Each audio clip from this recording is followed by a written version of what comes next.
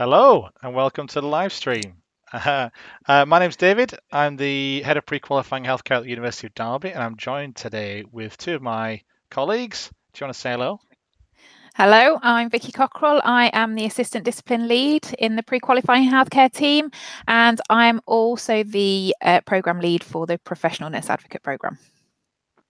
Hi, I'm Kendall Foster, and I'm one of the lecturers in the pre-qualifying healthcare team at University of Derby. Yeah. So welcome to our stream. Just to say, this is our very first stream. So this is not only our first stream for this program, it's our first stream ever. So anything could happen. I think that's fair to say. But we're new to this. Maybe you might be new to this. So but it's worth trying, isn't it? Worth giving it a go. So this is a way for us to connect with you. And hopefully for you to connect with each other, because actually, we're doing this online at the moment. This program is online as well, and it might be a bit of a different way of learning for lots of you, but this is a way that we can see each other, I guess, and we can talk more directly about the program. This is a bit unusual in our world to be doing this, but we like to try new things, and so this is a good way of doing that.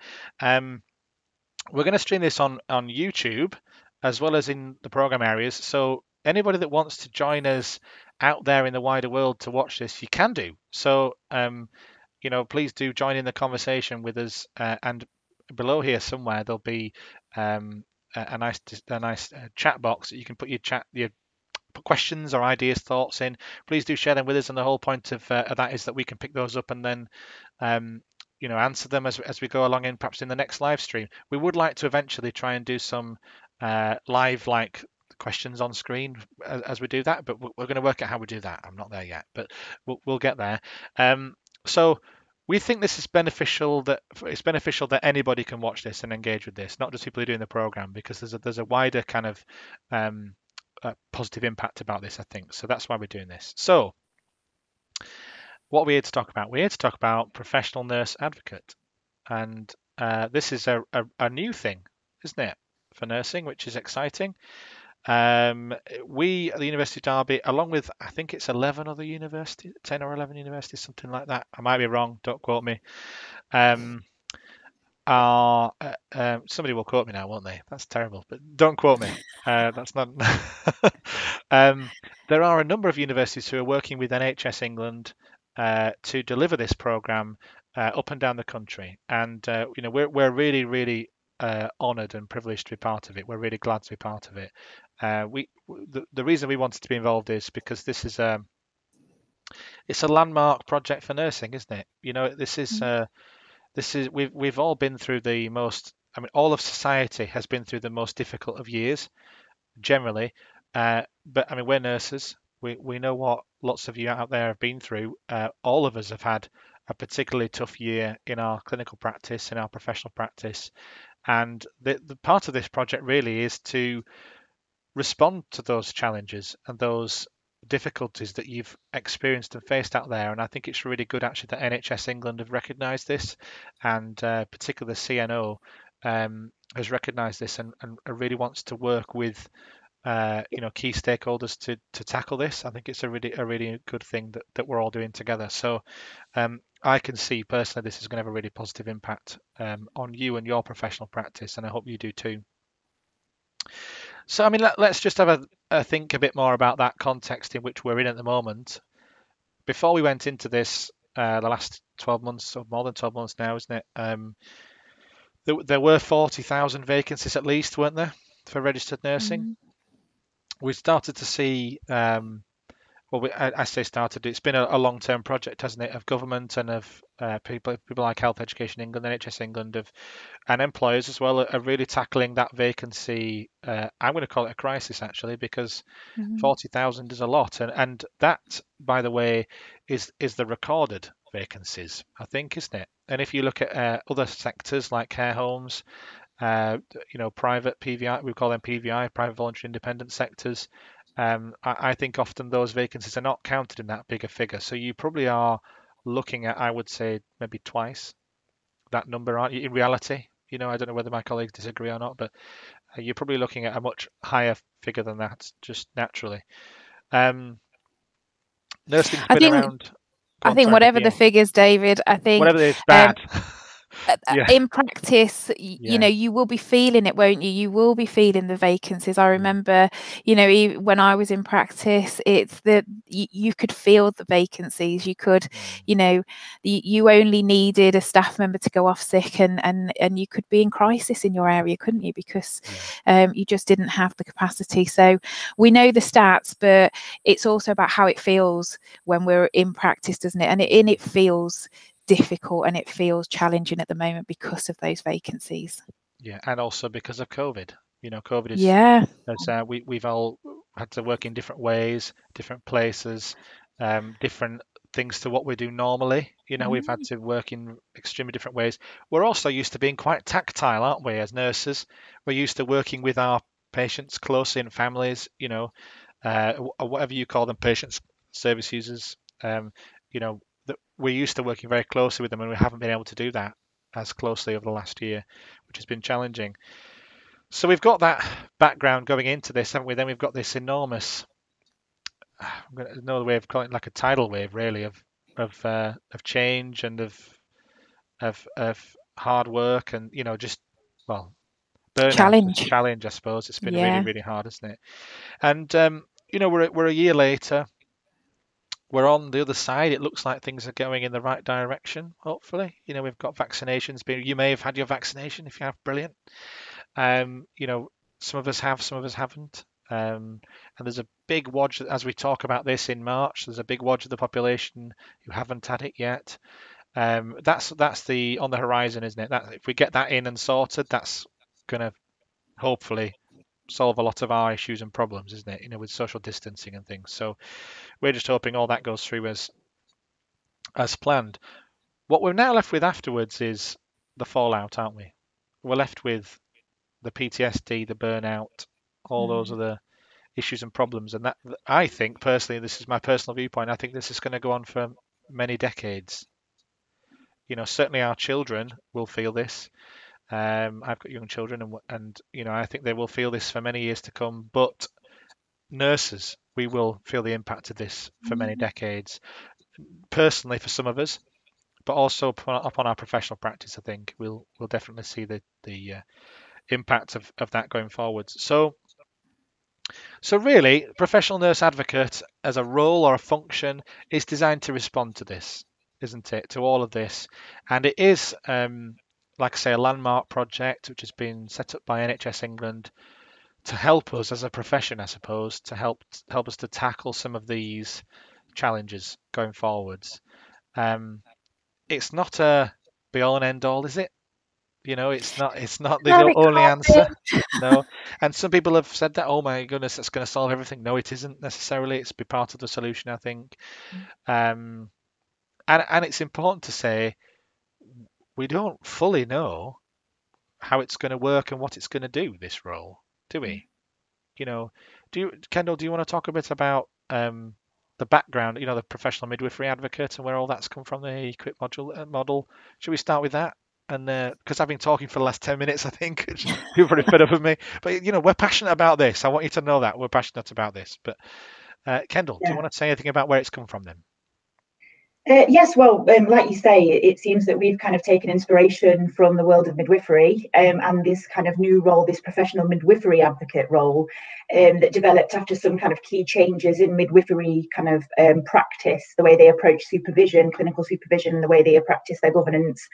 And this kind of led to a new role, the PMA.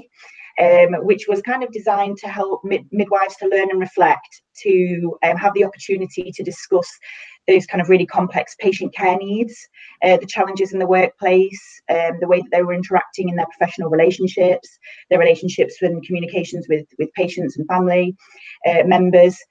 So it was meant to kind of provide a new avenue of support, a new way of accessing supervision for midwives, and to facilitate that more, you know, kind of safe and effective care and independent thinking, I guess, you know, problem solving, ways of facilitating, as I say, that effective practice.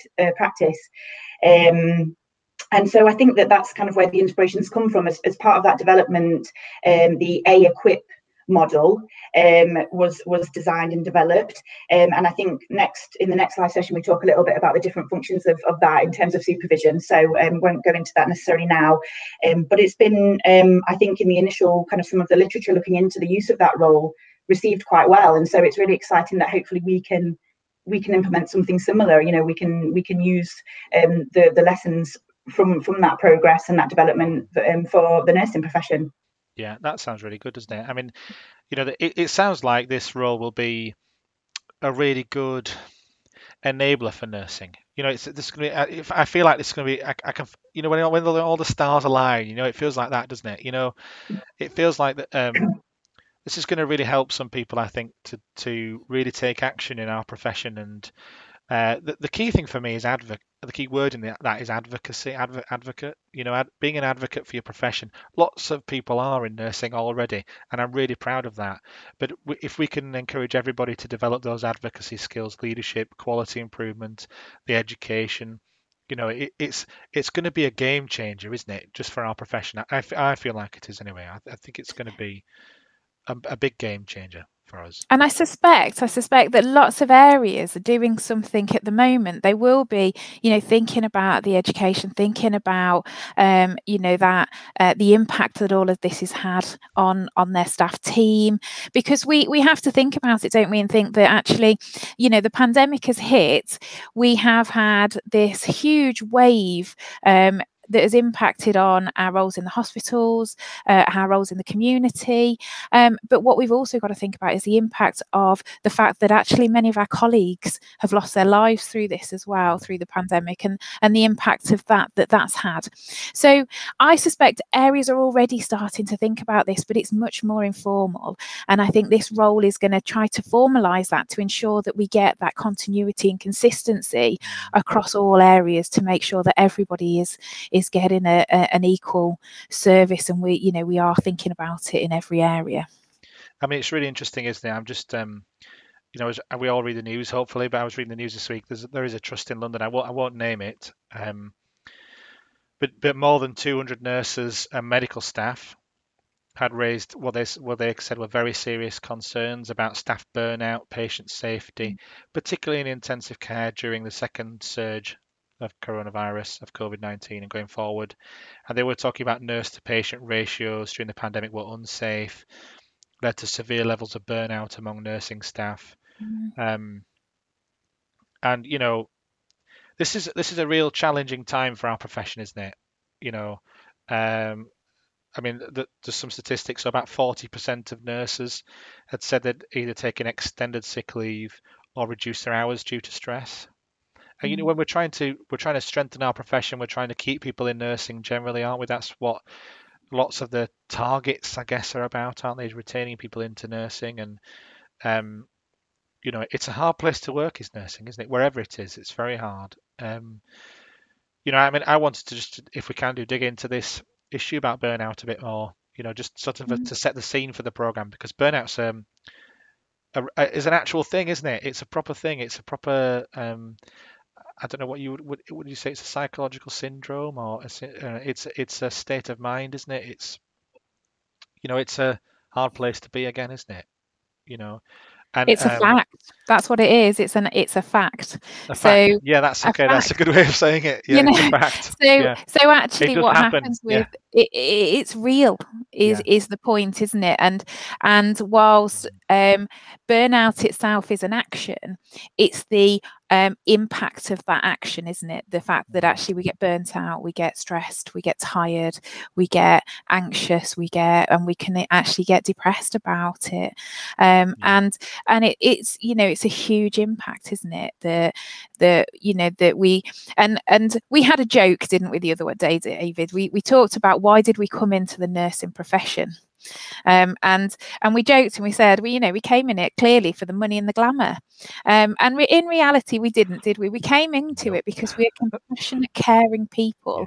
And we want to do the best, but being compassionate and caring means that we quite often give our all, don't we? We keep going. We, you know, despite the fact that we are tired, we are run down, we are concerned that if the numbers drop in our areas, the standards to our patients will drop. It will put an extra pressure on our team. So we keep going, don't we? And we keep going and we keep going until eventually neither our mind or our body can take it, and that's where burnout comes, isn't it? Yeah. I mean, I just I was doing a bit of reading as we prepared for this, as we should always do. I was trying to find out whether there was any difference of, like, does it affect particular segments of nurses, or, and no, it affects everybody. That's the general statistic. It affects everybody worldwide in nursing. And, you mentioned compassion there, compassion fatigue. It's really hard, isn't it? If you've got to tell many people every day that their relatives are dying or dead, and stay compassionate with them, and you can get detached, can't you? And fatigued with it, that you can't carry on, and I guess it's about recognizing that in yourself, isn't it? And we know that when people are burnt out or they've got compassion fatigue, the care that people receive is worse, isn't it? The care that our patients, people, the service users, whatever you want to call them, their experience is worse because of it, and that's not our fault. That's important to say, isn't it? There'll be somebody sat there thinking, "Oh, I'm totally like that. I've had enough." Well, it's not not about your blame. fault. It is It's not nobody's about fault. blame. No, absolutely, it's And I nobody's think fault. so. The other thing that we have to remember about nurses is actually we sometimes forget that it's okay to have our own mental health problems. It's okay. There are papers out there on the fact that actually that if we start to get run down and we start to get burnout, we start to get that compassion fatigue, we can feel shame with it. And we shouldn't feel shame with it, because we think actually that shouldn't happen to us. We're machines. We should keep going. Superhuman. And and we're not, are we? We are completely human, and we will be affected by. And we'll talk a little bit about the fact that actually next week we'll talk about the fact that we can experience trauma, can't we? In terms of my background is mental health. If I'm sitting with somebody who and I'm doing therapy with lots of people who are bringing quite severe PTSD cases where they've experienced really severe trauma, we're human. We take that on board, don't we? We use our supervision to help us with that, but we are human. So, and then those staff who are in areas where with COVID-19, we've had really increased numbers of deaths. So care homes, for example, ITUs, actually lots of wards, really, haven't they? Lots of areas have experienced high numbers of deaths, more so than what would be normal at this time of year, or any time of year, I suppose. Yeah. I found an article. It's quite nice, actually, just published this month, March 2021. I would highly recommend it. I will put the link in the description. That's what people do with these things, isn't it? I think. Is that what people do? I'll Yes, put the link in the description below. There you go. Look at us being all YouTubey. It's good, isn't it? Have a read of it. It's really good. It talks about risk factors for burnout during the COVID-19 pandemic. I'm going to read your list. Right, you ready? Female. Male. Work in a critical care unit, work in a COVID-19 unit, work in a COVID-19 designated hospital. Don't work in a COVID-19 unit. Younger, higher education, have a relative or friend diagnosed with COVID-19. Work in a COVID-19 unit. No prior training about COVID-19 patients. No prior experience of COVID-19 patients. Nobody's got that, by the way, before this. No confidence in caring for COVID-19 patients. No confidence in self-protection. No confidence in PPE. No family, friends, colleagues, hospital readiness to cope with COVID-19 outbreak. Decreased clinical experience. Increased workload. I want to time to repeat now. Increased workload. Did I say that? Decreased social support. That's interesting, isn't it? Decreased material and human resources. Increased perceived threat of COVID-19. Longer time working quarantine areas. Interesting. It looks like the list is endless. The list is endless. But so basically, I think what I'm here to say is like there's lots of risk factors, and they're pretty much all what we've had in the last year. Yeah, I'm going to pull out one of those, David, because I thought that there was one that was really interesting. Was the decreased. Now I can't remember what the actual wording, but it basically said decreased social networks. Actually, one of the things that we do, isn't it, is we work hard, but actually we like that social support. We go out with our friends, we have friends around, we do things with friends and family, don't we? And actually that's been removed, hasn't it? So actually one of the things that can be a protective factor for burnout has been taken away because we need to maintain safety, and we need to try and get that R number down. So we remove that close network. And whilst lots of us have been Zooming and lots of us have been phoning friends and family, it's not quite the same, is it? There's something about that physical contact that is really key, isn't it? Yeah. So burnout's a serious problem. I think that's a summary of that topic of discussion, isn't it? Serious problem. Compassion and fatigue is a serious problem. I don't really like the word problem. It's an issue, isn't it, that we need to talk about, I suppose, because problem implies blame again, doesn't it? Which it isn't anybody's fault. So this program then is aimed at people who want to become professional nurse advocates, who are developing the skills. We, at this moment in time, we don't actually know who those people will technically be, do we? We're working that out as we go along, and we're not quite sure whether it will be a role that people occupy, or whether a role which people deliver. Do you know what I mean? That they have as part of their other role. We're working that out, really. And I think it's important to say it's not for us to work out, I suppose, is it? It's for the people who go and become PNAs to work that out. It's an exciting opportunity, isn't it? It's an exciting opportunity to think about how you want it to work in your area, and how it's about chatting to the team, working within your team to work out how you think it will work, how it could work, how you want it to work. But having that professional nurse advocate role within your area and having that opportunity, and we talk about it as one, but it might be a few people who are professional nurse advocates within that area that are there to be supportive and offer you all the things that are needed at the moment. So the program then is 10 weeks long, isn't it? 10 weeks of study that people study. It is.